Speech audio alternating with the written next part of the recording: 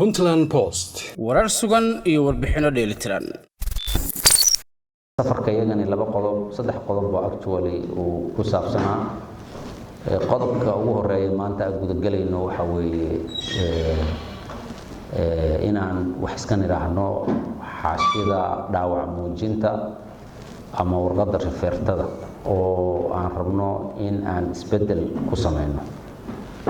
qodobka labaad oo guda gali doonana waxa weeye asagana dunuubtan ku soo badanaya Soomaaliya oo gaar ahaan hadda xamar iyo Puntland aad loogu tilmaamo ayaamahan dambe oo kufsiga iyagana inaan wax isaga ogaano runtii oo inteenanba weyna wada saameynayaan. dhakhaatiirtu way saameynaysaa, xeelalayaashu way saameynayaan, boolisku waa dadkii hawsha qabanaya, maxkamadduna waa tii go'aanka ka gaaraysay.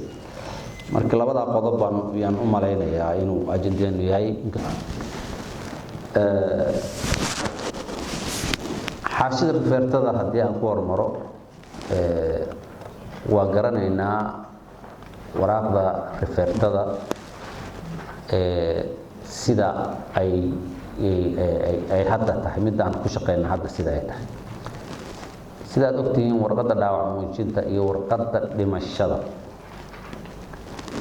kiiska saldhigga u tahay dacwadda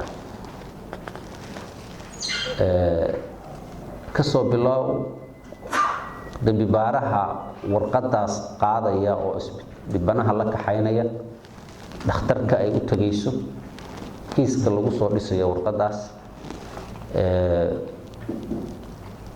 xeraalyaha loo keenayo iyo garsooraha go'aanka ku gaarayaba. warqadaas marka waxay ku xiran tahay life-ka ama mustaqbalka qof muwaadina, ama way dilaysaa ama way badbaadinaysaa, ama xarig dheer bay ku sababaysaa ama way ka badbaadinaysaa.